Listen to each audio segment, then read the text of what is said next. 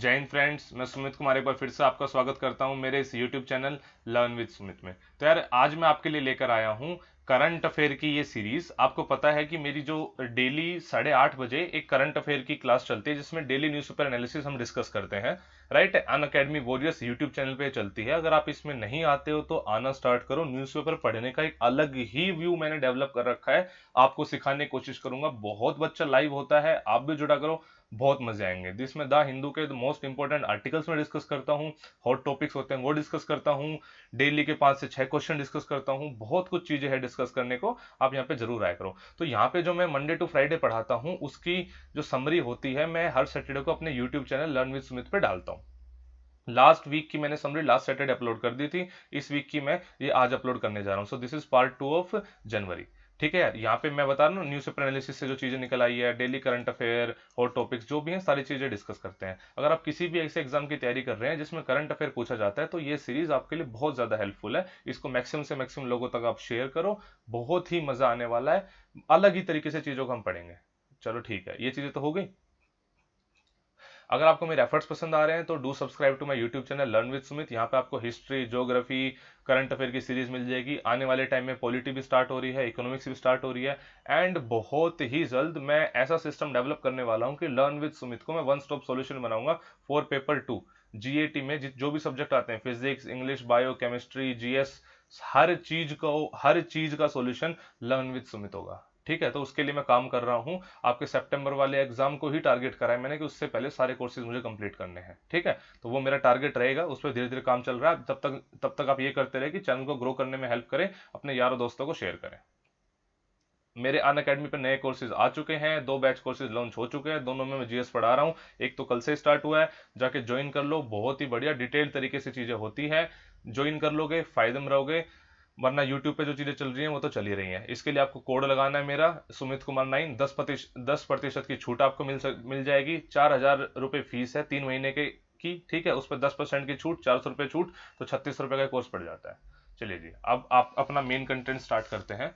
तो भाई देखो, ये जो न्यूज़ है पूरे ही वीक रही है, पेपर में रही है। आप सबको पता है हमारे जो 20 इंडियन आर्मी के सोल्जर्स हैं, इंक्लूडिंग अपने एक उनके कमांडिंग ऑफिसर बाबू साहब, वो शहीद हो गए गलवान वैली लद्दाख में। ये सारा मामला क्या था मैंने आपको अलग से वीडियो बना के भी बताया था। एक वीडियो बनाई जिसमें बाइकआउट चाइना मूवमेंट में स्टार्ट करना चाह रहा हूँ। ये सारी चीजें मैंने आपको बताई थी, बट फिर भी एक बार जल्दी से रिवाइज कर लेते हैं हुआ क्या था। देखो, आपको पता है इंडिया चाइना में कॉन्फ्लिक्ट चल रहे हैं, बहुत टाइम से चल रहे हैं, मतलब लगभग 1 महीना होने को आ चुका है कि कॉन्फ्लिक्ट चल रहे हैं। तो अल्टीमेटली 6 जून को एक मीटिंग हुई थी लेफ्टिनेंट जनरल्स के लेवल पे कि हाँ भाई चलो ठीक है, जो जैसा था पहले वैसा ही स्टेटस को हम अपनाते हैं, दोबारा करते हैं। ठीक है, तो उसी को चलते चाइना को अपने टेंट हटाने थे।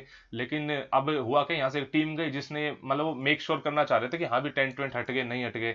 तो ठीक है, न्यूज़ बहुत ऐसी ऐसी है, रिपोर्ट से भी कहते हैं कि उन्होंने टेंट नहीं हटाए थे, तो इंडियन आर्मी के उस टीम ने उन टेंट्स को जला दिया। वहां पे उन्होंने अटैक कर दिया, धोखे से अटैक करा गया, रात के टाइम पर अटैक करा गया।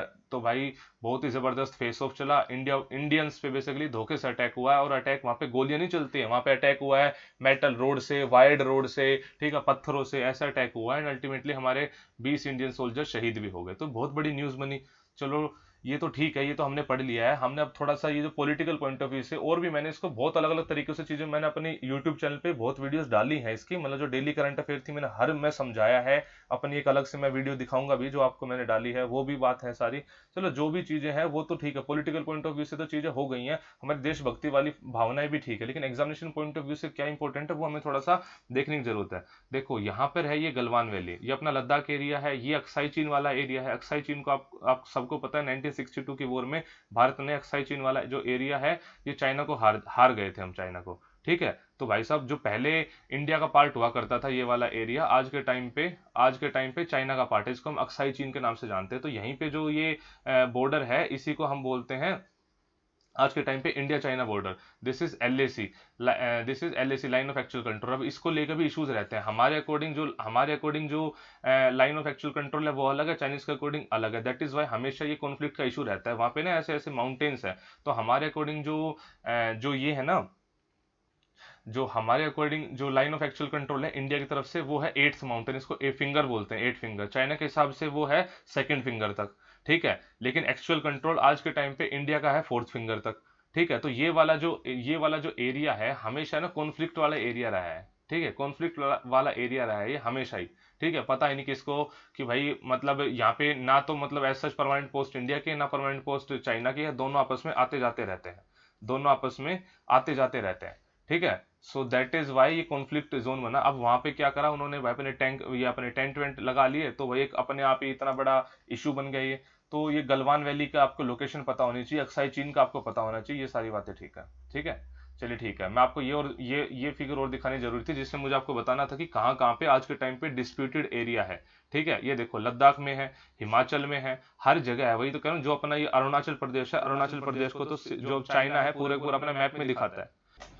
हाँ जी फ्रेंड्स, तो ये वाले वो एरिया थे जो मुझे आपको बताने थे कि कहाँ कहाँ पे कौन कौन से एरियाज हैं, डिस्प्यूटेड एरियाज हैं। तो अरुणाचल में मैंने आपको बता दिए, लद्दाख में बता दिए, हिमाचल में बता दिए, उत्तराखंड में बता दिए। ये इनका नाम इस बार कैसे इंपॉर्टेंट है, पेपर में सीधा सीधा पूछ देगा भाई ये वाला पास कहाँ पर है, ये वाला कहाँ पर है, ये सारी बातें आपसे एज इट इज पूछेगा। ठीक है, एक गलवान वैली के बारे में ये बात मुझे आपको बतानी थी कि ये शोक रिवर जो इसके पास से बहती है, अगर किसी ने मुझसे रिवर सिस्टम पढ़ा है तो इंडस रिवर के पास में मैंने आपको बताया होगा, इंडस रिवर की ट्राइब्यूटरी है शोक रिवर, तो शोक रिवर यहाँ से बहती है, तो इस बार के लिए शोक रिवर भी इंपॉर्टेंट हो जाती है। ये मैंने पिछले उससे उठाया है कि आपको पता है कि पेंगोंग सो लेक बहुत ज्यादा न्यूज में थी पिछले हफ्ते, तो मैंने पूरी की पूरी स्लाइड ही मैंने वहां पे डाली थी। अब दोबारा न्यूज में चीजें आ रही हैं, तो एक बार इसको भी थोड़ा सा देख लो। पेंगोंग सो लेक जो है भाई लद्दाख में 14,000 फीट पे है, ब्रैकिश वाटर लेक है। ठीक है, मैकमोहन लाइन के बारे में मैंने आपको बात बताई थी, क्या है, इंडिया चाइना का बॉर्डर है।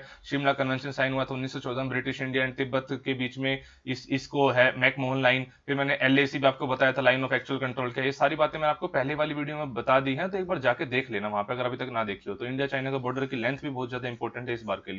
ये पासेस मैंने बताए थे क्योंकि इस बार बहुत ज्यादा इंपॉर्टेंट है, कौन कौन से पास कौन कौन सी स्टेट में है। तो सिक्किम में है नाथुला पास, जीपला पास, नाकुला पास, शिपकला पास है, हिमाचल में लिपुलेक पास है, उत्तराखंड में। ये सारी बातें इस बार बहुत ज्यादा इंपॉर्टेंट है, इंडिया चाइना से जुड़ी जितनी बातें हैं पेपर में आने के बहुत ज्यादा चांसेस है।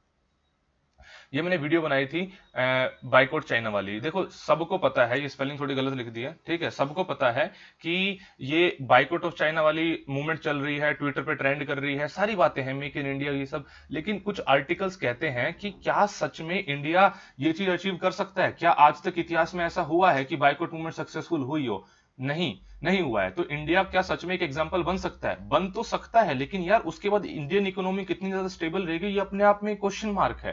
बिकॉज द पॉइंट इज कि आज के टाइम पे है क्या ना, देखो जैसे मैं आपको समझाता हूँ, एग्जांपल समझाता हूँ कि जैसे मान लो मैं किसी कंपनी का मालिक हूँ, मारुति कंपनी का मालिक हूँ, तो मैंने इंजन कहीं से लेना है, टायर कहीं से लेने हैं। ठीक है, तो भाई जो इंजन है मैं उसके 3-4 वेंडर रखूंगा, भाई बाई चांस कभी एक ना दे माल तो मेरा दूसरा दे दे, वो ना दे तीसरा दे दे। लेकिन हमने मोस्ट ऑफ द प्रोडक्ट्स में क्या हो रखा है, चाइना की मोनोपोली है। बहुत सारी जितने भी आप आइटम्स अपने आसपास देखते हैं ना जो मेड इन इंडिया भी हैं, उसमें भी कोई ना कोई कंपोनेंट गारंटीड चाइना से इंपोर्ट हुआ होगा। तो इस हिसाब से चाइना ने पूरा कैप्चर कर रखा है, मोनोपोलाइज कर रखा है हर चीज को। तो ऐसे में क्या इंडिया सच में अपनी इकोनॉमी को सस्टेन कर पाएगा चाइना को बाइकआउट करके? एंड ये बहुत छोटा सा गेम नहीं है, ये बहुत बड़ा गेम है। मतलब चाइना से ये सिर्फ अपने कुछ मोबाइल फोन तोड़ के, टीवी तोड़ के चीजें सक्सेसफुल नहीं हो सकती, ट्विटर पे ट्रेंड करा के सक्सेसफुल नहीं हो सकती। इसके लिए बहुत ही लंबी प्लानिंग चाहिए एंड इंडियन गवर्नमेंट का बहुत बड़ा सपोर्ट चाहिए। ये चाइना का ये व्यवहार सिर्फ इंडिया के साथ नहीं है, वो हर किसी के साथ ऐसा ही करता है। अफ्रीकन कंट्रीज हो, एशियन कंट्रीज हो, उसकी अपनी जो एक्सपेंशन पॉलिसीज है, जो वर्ल्ड पे राज करने का उसका वो है, कम्युनिज्म बढ़ाने का जो उसका मोटिव है, वो करता है ये चीज, हर जगह करता है। ठीक है, तो ये मतलब सिर्फ हमारे इन्वॉल्वमेंट से नहीं होगा, हमें इंडियन गवर्नमेंट को भी धीरे धीरे धीरे अपनी डिपेंडेंसी खत्म करनी होगी। ठीक है, आज ये फिगर्स मैं आपको दिखा देता हूं, ये मैंने पहले भी आपको बताई है कि आज के टाइम पे जी 2017 की फिगर है कि मतलब ट्रेड डेफिसिट, हम ट्रेड डेफिसिट में हैं। मतलब चाइना से हम ज्यादा चीजें खरीद रहे हैं और चाइना हमसे बहुत कम चीजें खरीद रहा है। ये देखो, ये इतना हमने जो ब्लू कलर में है ये हमने उनको बेचा, रेड में है ये उन्होंने हमको बेचा, हमने ये इंपोर्ट करा है चाइना को। तो अप्रोक्सीमेटली 50 से 55 बिलियन डॉलर का जो ट्रेड डेफिसिट है हर बार इंडिया के उसमें है। तो मतलब देख रहे हो हम कितने ज्यादा डिपेंडेंट है, कितनी ज्यादा चीजें वहां से आ रही है। इलेक्ट्रॉनिक्स आइटम तो पूरी ही कैप्चर कर रखी उन्होंने। ठीक है, इसके अलावा अपनी फार्मास्यूटिकल्स भी, फार्मास्यूटिकल्स की भाई इंडिया बोला जाता है। ठीक है जी, लेकिन पॉइंट इज कि बहुत सारे छोटे छोटे जो एलिमेंट है वो हम चाइना से इंपोर्ट करते हैं। ठीक है, तो हम उस पर भी डिपेंडेंट है। अभी हमने हाइड्रोक्लोसिन यूएसए में भेजी है, तो क्या लगता है कि पूरी इंडिया बनी? नहीं, उसका अगर एक कंपोनेंट चाइना नहीं देता तो कभी भी इंडिया यूएसए को वो सप्लाई नहीं दे सकता था। तो मतलब हम बहुत ज्यादा डिपेंडेंट है अपनी मशीनरी से लेके, मतलब हर किसी में हम बहुत डिपेंडेंट है। तो इतना इजी नहीं होगा चाइना को बाइकआउट करना, ये बहुत बड़ा गेम है और इस गेम में अकेला इंडिया कुछ कर भी नहीं पाएगा। इस गेम के लिए हमें जो भी आज के टाइम पे चाइना के अगेंस्ट हो रखे कंट्रीज जैसे कि USA, European Union and Australia, इन सबकी हेल्प लेके ये चीजें करनी होंगी। तो ये सारी बातें बताई गई थी। अब नेक्स्ट, ये बहुत ज्यादा न्यूज में रहा था, आप सबको पता है कि अभी ना अगर आपने नोट करा हो तो जो अपने फ्यूल के प्राइसेस है एज कंज्यूमर, मैं अगर अपनी गाड़ी में पेट्रोल भराने जाता हूं तो भाई साहब जो पैसे हैं ना वो बहुत ज्यादा देने पड़ रहे हैं, मतलब ज्यादा मतलब देने पड़ रहे हैं, ये रोज बढ़ रहा है। पिछले लगभग 2 हफ्तों में 7 रुपए का पेट्रोल बढ़ गया बहुत सारे एरिया में, ठीक है, काफी कहीं पे 3, कहीं पे 4, कहीं पे 7 रुपए तक का पेट्रोल का रेट बढ़ गया। लेकिन वहीं पे अगर आप देखो कच्चे तेल का प्राइस, मतलब कच्चे तेल का मतलब है जितने में इंडिया क्रूड ऑयल ले रहा है उसको फिर रिफाइन करके हम तक जो ये देख रहे हैं आप बेस्ट फॉर्म आती है, राइट, ये जो है प्राइस गिर रहा है बाहर एंड यहाँ पे प्राइस बढ़ रहा है। मतलब क्या कहना चाह रहा हूं मैं कि पहले जो इंडिया को क्रूड ऑयल मिलता 40 रुपए में मिलता था, अब उसमें 20 रुपए और लगते थे उसको फिनिश करने में एंड 60 रुपए का पड़ता था गवर्नमेंट को, गवर्नमेंट उसको 70 में बेच रही थी। आज के टाइम पे सिचुएशन ऐसी है, ये जो 40 है ना, ये हमको मिल रहा है 10 में, ये 40 वाली चीज हमको मिल रही है 10 में, ठीक है जी, और इसमें 20 रुपए और लग गए, ठीक है, तो गवर्नमेंट को पड़ रहा है 30 में, लेकिन गवर्नमेंट हमें बेच रही है 75 में। तो गवर्नमेंट बहुत ज्यादा फायदा कमा रही है। तो क्या ये सच में सही है, इस बात को लेके सारी वो है कि क्या सच में गवर्नमेंट का इस टाइम पे सही है करना। गवर्नमेंट क्यों कर रही है? गवर्नमेंट इसलिए कर रही है कि कोविड के चलते सब कुछ बंद हो चुका है, तो चलो जी यहीं से पैसा कमाओ ताकि सरकार चलती रहे। लेकिन साथ ही साथ ये भी देखना होगा कोविड के चलते सारा जो पब्लिक ट्रांसपोर्ट है वो भी बंद हो गया है। तो आज के टाइम पे बंदा बहुत ज्यादा डिपेंडेंट है अपने प्राइवेट व्हीकल पे। तो जिस टाइम पे अपने पास कमाने के साधन नहीं है उस टाइम पे पेट्रोल का प्राइस बढ़ जाना मतलब ठीक बात नहीं है। तो इन्हीं सबको लेके बहुत ज्यादा न्यूज में रही हैं चीजें, तो आपको ये बातें जानने की जरूरत है। अपना जो अगला टॉपिक है, this is Lonar lake. Lonar lake अगर आपने न्यूज़पेपर में पढ़ा हो तो लोनार लेक के ना पिंक होने की खबरें आ रही हैं कि Lonar lake is turning pink. तो इसको लेकर हाई कोर्ट ने महाराष्ट्र हाई कोर्ट ने वो दिया, लेटर दिया कि भाई सब क्यों हो रही है, इसकी रिसर्च करके बताओ कि ऐसा क्यों हो रहा है, क्या रीजन है।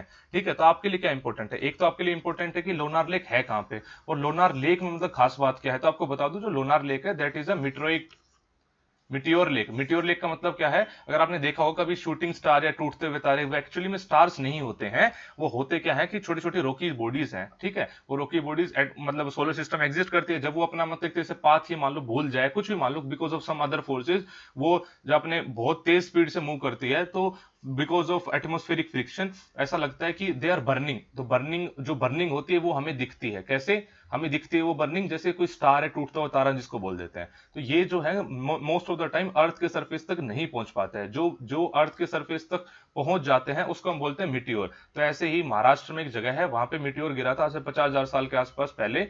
वहां पे एक लेक बन गई that is known as Lonar lake. तो यहाँ के जो कॉन्स्टिट्यूएंट पार्टिकल्स हैं इस लोनार लेक के वो डिफरेंट है। तो इस रिसर्च का मतलब यही है, यही इसलिए कराना चाहते हैं कि ये पिंक इस वजह से हुई है कि बिकॉज ये मतलब अलग टाइप के मटेरियल से बनी हुई है या फिर कोई और रीजन है। तो इसके जो भी रिसर्च का रिजल्ट आएगा मैं आपको जरूर इत्तला करूंगा। इंडिया के लिए बहुत ही ज्यादा प्राउड मूवमेंट कि UNSC, United nation security council में इंडिया अनअपोज्ड इलेक्ट हो गया है। अब point is what is this UNSC? ये बहुत ज्यादा इंपॉर्टेंट है इस बार के लिए। यूनाइटेड नेशन सिक्योरिटी काउंसिल क्या है? यूनाइटेड नेशन सिक्योरिटी काउंसिल एक यूनाइटेड नेशन का ऑर्गन है जिसका काम है पूरे वर्ल्ड में पीस मेंटेन करना, सिक्योरिटी मेंटेन करना। ठीक है, इसमें टोटल 15 मेंबर है। 15 की क्लासिफिकेशन कैसे? 5 परमानेंट है, 10 नॉन परमानेंट है। जो इंडिया इलेक्ट हुआ है that is non permanent member. जो 5 परमानेंट मेंबर है वो कौन कौन से? वो है Russia, United kingdom, France, China and US. ये 5 परमानेंट मेंबर्स हैं, इनकी पावर्स भी अलग होती है, ज्यादा होती है। और 10 नॉन परमानेंट मेंबर्स हैं जो हर 2-2 साल के इलेक्ट होते हैं। तो इंडिया भी इलेक्ट हुआ है, ठीक है। इंडिया के साथ साथ आयरलैंड भी इलेक्ट हुआ है, इंडिया के साथ साथ नॉर्वे भी इलेक्ट हुआ है एंड मेक्सिको भी इलेक्ट हुआ है। ठीक है, कनाडा नहीं हुआ, कनाडा भी होना चाहता बट हुआ नहीं कनाडा। तो चलो ये बात ठीक है। तो दो हर मतलब क्या इंडिया के साथ ऐसा पहली बार हो रहा है? नहीं नहीं, इंडिया पहले भी नॉन परमानेंट मेंबर के रूप में काफी बार सर्व कर चुका है। ये जो 10 सीट्स हैं ये डिवाइड कैसे हो रखी है? 10 सीट से डिवाइड है, 5 है अफ्रीकन एंड एशियन कंट्रीज के लिए, एक है ईस्टर्न यूरोप कंट्रीज के लिए, 2 है Latin American and Caribbean countries के लिए। टोटल 10 सीट होगी। तो ये हर 2 साल में इलेक्शन होते हैं, सारी चीजें जो है बदलती हैं। चलो ठीक है, तो इंडिया नॉन परमानेंट मेंबर हो गया। इंडिया के साथ साथ कौन इलेक्ट हुआ ये पता लग गया। यूएनएससी के टोटल कितने मेंबर्स होते हैं आपको ये पता लग गया। और यहाँ पे क्या जानने की जरूरत है? हाँ, एक बहुत सारे आर्टिकल्स इसमें आए हैं जो इसमें जानने की जरूरत है कि इंडिया इलेक्ट तो हो गया, लेकिन अब इंडिया की रिस्पॉन्सिबिलिटीज बहुत ज्यादा बढ़ जाती है। बहुत सारे जो ऐसे नेशन हैं जिनकी आवाज नहीं सुन पाता है यूनाइटेड नेशन, या नहीं सुनना चाहता है, अब इंडिया की जिम्मेदारी है कि वो आए और उन आवाजों को बेसिकली वहां तक पहुंचाए। जैसे टेररिज्म एक बहुत ही बड़ा मुद्दा है, इंडिया उसको बहुत अच्छे तरीके से रिप्रेजेंट कर सकता है, तो ये सब चीजें होनी चाहिए, इंडिया को काम करना चाहिए, गरीब कंट्रीज की मदद करनी चाहिए, उनकी आवाज पहुंचानी चाहिए, उनके इश्यूज वहां तक पहुंचाने चाहिए। ये सारी बातें एडिटर कह रहे हैं। इसके अलावा जो यूनाइटेड नेशन में ये जो परमानेंट P5 मेंबर, जो ये परमानेंट 5 मेंबर हैं, इनका जो ये स्ट्रक्चर है इसको भी चेंज करने की मांग, या फिर यूनाइटेड नेशन में रिफॉर्म्स की मांग बहुत टाइम से उठती रही है। तो भाई इंडिया को इस मूवमेंट को थोड़ा सा और आगे बढ़ाना चाहिए कि ये भैया पहले के टाइम, आज से 60-70 पहले आपने किसी कंट्री को परमानेंट मेंबरशिप दे दी, आज थोड़ी ना वो सच में मतलब लायक है इतने, और क्या इंडिया लायक नहीं है? इस टाइप की बहुत सारी बातें हैं। तो ओवरऑल एक स्ट्रक्चर को चेंज करने की बात है यूनाइटेड नेशन के, तो स्ट्रक्चर को चेंज करने की बातें हो रही हैं। तो आपको ये सारी बातें जो मैंने आपको बताई है ये याद रखने की जरूरत है। यूनाइटेड नेशन सिक्योरिटी काउंसिल से रिलेटेड जितनी बातें मैंने आपको बताई, आपको याद रखनी है। तो अपना अगला टॉपिक है, AIIB ने $750 मिलियन का लोन दिया है इंडिया को कि भाई कोविड के चलते आपको जो नुकसान हो रहा है प्लीज उनसे लड़ो, इस टाइप की चीजें। तो मैंने तो AIIB को पकड़ लिया ना। AIIB मतलब एशियन इंफ्रास्ट्रक्चर इन्वेस्टमेंट बैंक। नाम से समझ में आ रहा है काम क्या है इसका? एशिया में जितने भी इंफ्रास्ट्रक्चर प्रोजेक्ट है उनमें इन्वेस्ट करना, बेसिकली एशिया में इंफ्रास्ट्रक्चर डेवलप करना। देखो इसमें आप एक बात ध्यान से समझ लो, जितने भी ये बैंक्स होते हैं जो रीजनल बेसिस होते हैं, इसमें क्या होता है कि जो पैसा लगेगा, जो इन्वेस्ट होगा, वो तो होगा एशिया में, लेकिन कहीं इसका मतलब ये नहीं कि कोई भी बाहर का, यार यूरोपियन कंट्रीज इन्वेस्ट नहीं कर सकता, ऐसा बिल्कुल भी नहीं होता। इन्वेस्ट कोई भी कर सकता है, लेकिन जो पैसा लगेगा वो लगे कहां पे? वो लगेगा एशिया में। ठीक है। और अच्छा, बाहर की कंट्रीज क्यों इन्वेस्ट करना चाहेंगे? बिकॉज यार देखो, इंडिया को लोन दे रहा है तो इंडिया वापस देगा ना, विद इंटरेस्ट देगा ना, तो उनको तो पैसा मिल रहा है ना अच्छा खासा अमाउंट में, तो क्या दिक्कत है? So that is how. इसका मतलब ये नहीं होता कि सिर्फ और सिर्फ एशिया कंट्रीज। चलो बहुत ही बढ़िया। ये AIIB बैंक 2016 में स्टैब्लिश हुआ है। आज के टाइम पे टोटल 97 मेंबर्स हैं। ठीक है। चाइना सबसे बड़ा स्टेक होल्डर है 26% के साथ। अच्छी बात क्या है कि इंडिया की इसमें 7.6% है, दैट इज सेकंड हाईएस्ट। तो दिस इज वेरी इंपॉर्टेंट कि इंडिया का जो से है इसमें वो सेकंड हाईएस्ट है। ठीक है। बहुत ही अच्छी बात है अपने लिए, बिकॉज इंडिया के बहुत सारे प्रोजेक्ट्स हैं, इंडिया के बहुत सारे प्रोजेक्ट है जिसमें यार ये मतलब ये इन्वेस्ट करता है, और इंडिया के लिए बहुत ज्यादा हेल्पफुल बात भी है ये। Next is solar Eclipse in India. 21 जून को सोलर इक्लिप्स देखने को मिलने वाला है, 21 जून यानी कल। सो द पॉइंट इज कि सबसे पहले तो 21 जून की इंपॉर्टेंस समझने की हमें जरूरत है। 21 जून को अपना समर सोलिस्ट भी है। 21 जून को अपना समर सोलिस्ट पे, यानी समर की शुरुआत, अगर आप सच में ज्योग्राफी के पॉइंट ऑफ व्यू से पूछे तो नॉर्दर्न हेमिस्फीयर में समर की शुरुआत। तो अच्छा, अब इक्लिप्स के बारे में जान लेते हैं, व्हाट इज दिस इक्लिप्स। अच्छा, एक और बात, 21 जून को सबसे बड़ा डे भी होता है, समर सोलिस्ट वाले दिन सबसे बड़ा डे भी होता है नॉर्दर्न हेमिस्फीयर में, वहीं पे साउदर्न हेमिस्फीयर में सबसे छोटा डे भी होगा। उल्टा होता है ना ये तो। अब बात करते हैं सोलर इक्लिप्स की, यानी सूर्य ग्रहण की। भाई देखो, ये सन है, ये बीच में मून है, और ये अर्थ है। जब ये तीनों स्ट्रेट लाइन में आ जाते हैं तब होता है सूर्य ग्रहण। ये तीन टाइप का हो सकता है। पार्शियल, आपको देख रहे हो, ये जो ब्लैक ब्लैक है ना, ये बेसिकली आप ये मान लो कि मून है, मून ने जो ढक लिया है सन को ना। ठीक है। तो ये पार्शियल जब दिख रहा है, एनुलर जब आप देख रहे हो पूरी रिंग सी दिखे, तो इस बार हमें एनुलर दिखने वाला है। नेक्स्ट इज टोटल के में सन दिखे ना, तो ये है ग्रहण। बहुत बड़ा इंपॉर्टेंट, तीनों टाइप इंपॉर्टेंट, 21 जून की इंपॉर्टेंस। कोविड की, आपको पता है कोविड की हालत बहुत बुरी है, नेशनल कैपिटल में तो बहुत ही ज्यादा बुरी है। तो उसको देखते हुए इंडिया में सबसे बड़ी कोविड फैसिलिटी बनाई जा रही है। ये इसमें लगभग 10,000 बेड होंगे। तो आपके लिए क्या इंपॉर्टेंट है पेपर पॉइंट ऑफ व्यू से, कि सबसे बड़ी कोविड फैसिलिटी पूरी इंडिया में कहां पे बन रही है? तो जी वो दिल्ली में बन रही है। 30 जून तक तैयार होने की पूरी उम्मीद है। श्रमिक ट्रेन बहुत ज्यादा न्यूज में रही है, तो आपको पता होना चाहिए कि व्हाट इज दिस श्रमिक ट्रेन। भाई कितनी ज्यादा माइग्रेशन हुई है लेबरर्स की, मजदूरों की, है ना। तो उनके लिए ट्रेन की अरेंजमेंट करी गई है, उन ट्रेनों का नाम है श्रमिक ट्रेन। आपको ये बात पता होनी चाहिए।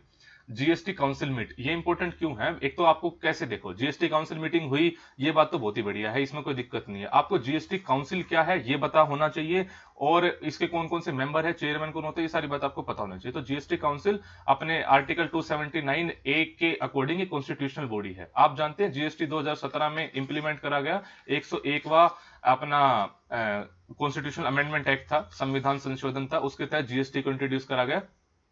और ये जीएसटी काउंसिल क्या होती है? जीएसटी काउंसिल एक ऐसी बॉडी होती है, कॉन्स्टिट्यूशनल बॉडी, जिसका चेयरमैन होता है अपना फाइनेंस मिनिस्टर, कंट्री का फाइनेंस मिनिस्टर, और उसके जो मेंबर्स होते हैं वो हर स्टेट के फाइनेंस मिनिस्टर। तो ये बॉडी होती है फाइनली जो डिसाइड करती है किस किस प्रोडक्ट पे कितना टैक्स लगेगा, कितना जीएसटी लगेगा, ये सारी बातें, और भी जीएसटी से जुड़ी जितनी भी सारी बातें हैं ये काउंसिल डिसाइड करते हैं। उस काउंसिल का चेयरमैन कौन है? अपने फाइनेंस मिनिस्टर इंडिया के, और हर स्टेट के फाइनेंस मिनिस्टर इसके मेंबर्स होते हैं। जून 14 को वर्ल्ड ब्लड डोनर डे है। ये थीम इंपॉर्टेंट है, safe blood save lifes, very very important for this time. Next is बहुत ही बढ़िया, रतन लाल। ये इंडियन बोर्न साइंटिस्ट है, ठीक है, अमेरिका में रह रहे हैं बट इंडियन बोर्न है, that is important. So doctor Ratan Lal ji को वर्ल्ड फूड प्राइज से नवाजा गया। क्यों? इन्होंने बहुत सारे काम करे हैं सोइल की फर्टिलिटी बढ़ाने में। सोइल सेंट्रिक अप्रोच इन्होंने रखी। भाई फूड का प्रोडक्शन अगर बढ़ाना है तो सोइल सेंट्रिक अप्रोच होनी चाहिए, सोइल की फर्टिलिटी बढ़ाओ, सोइल को इस तरीके से आप मतलब वो करो, उस पर काम करो कि अल्टीमेटली जो फूड की प्रोडक्शन है वो ज्यादा हो एंड क्वालिटी भी ज्यादा हो। तो इस पे इन्होंने बहुत काम करा है, इसी के चलते इनको वर्ल्ड फूड प्राइज से नवाजा गया है। सहाकार मित्र स्कीम, आपको नाम से समझ में आ रहा हो, सहायक टाइप पे, ठीक है। तो ये बेसिकली एक ऐसी स्कीम है जो कि एग्रीकल्चर मिनिस्ट्री ने चलाई है।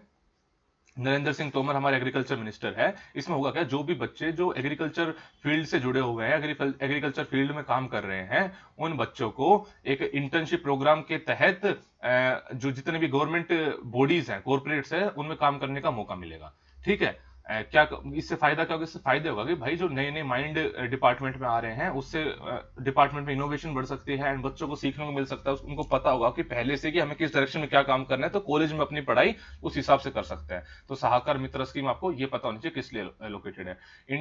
इंडिया आसियान यूथ डायलॉग, इसमें इंपोर्टेंट क्या है? इंडिया आसिया का यूथ डायलॉग हुआ। अच्छा एक और बताना कि इसमें मतलब चेयर चेयर किसने की ये मीटिंग, मैं ही बता देता हूं, वियतनाम ने चेयर करी थी ये मीटिंग, ठीक है। तो इसमें जो आपसे पूछना चाह रहा हूं, आसियान मतलब क्या है? Association for south east Asian nation. Total 10 countries की पूरी ग्रुपिंग है। तो 10 कंट्रीज के नाम आप मुझे कमेंट में बताओगे, अगर हो सके तो उन कंट्रीज की कैपिटल करेंसी भी देख लेना। इसी तरीके से आपको कैपिटल करेंसी करनी है, वरना एक साथ करने बैठोगे तो कोई फायदा नहीं है, कुछ भी नहीं होना। तो इसमें इस बार की मीटिंग में इंपॉर्टेंट क्या था? नालंदा यूनिवर्सिटी को काफी अप्रिसिएशन मिला, क्योंकि नालंदा यूनिवर्सिटी आसियन कंट्रीज के बच्चों को बोल रही है कि आप भाई आओ यहाँ पे, मतलब जो भी पढ़ाई करो, तो बहुत ज्यादा स्कॉलरशिप भी प्रोवाइड कर रही है। तो नालंदा यूनिवर्सिटी न्यूज में आगे, आपको पता है नालंदा यूनिवर्सिटी बहुत ही पुरानी यूनिवर्सिटी है। तो मैं आपको ये भी बता रहा हूँ कि नालंदा यूनिवर्सिटी जो गुप्ता एम्पायर थे, कुमार गुप्ता वन, उन्होंने स्टेब्लिश करी थी, ठीक है। और इसको नालंदा यूनिवर्सिटी को एक बार तोड़ा भी गया था, वो बख्तियार खिलजी ने तोड़ा था। नेक्स्ट इज, आप जानते हैं आज के टाइम पे आप किसी भी मॉल में जाओगे, बड़ी शॉप में जाओगे, पहले आपका टेम्परेचर चेक होता है, security guard mostly temperature check कर रहे होते हैं एंड फिर आपके हैंड सैनिटाइज करे जाते हैं। बट इसमें भी सोशल डिस्टेंसिंग हो ही रही ना धीरे, मतलब भाई थोड़ा नजदीक को आप आ ही रहे हो। तो इसी के चलते एक रोबोट सिस्टम लॉन्च करा है इंडियन रेलवेज ने, जिसका नाम है कैप्टन अर्जुन। ये सेम वही काम करेगा, सैनिटाइज करेगा, टेम्परेचर नापेगा आपका, ठीक है। ये आज के टाइम पे एक दो रेलवे स्टेशन पर ऑर्गेनाइज करा है, जैसे पुणे में शायद स्टार्ट हुआ है, और आने वाले टाइम में ये पूरे पूरे के पूरे इंडियन रेलवे के हर स्टेशन पे ये कैप्टन अर्जुन का जो प्रोजेक्ट है ये इंप्लीमेंट करा जाएगा, ठीक है। चलो बहुत ही बड़े। कैप्टन अर्जुन क्या है आपको ये जानना जाओ। आरोग्य पथ, आरोग्य पथ क्या है? देखो आरोग्य सेतु ऐप आपको पता है कि पूरा वो लाइव उसके लिए कि भाई कहां पे कितने हैं लोग, राइट।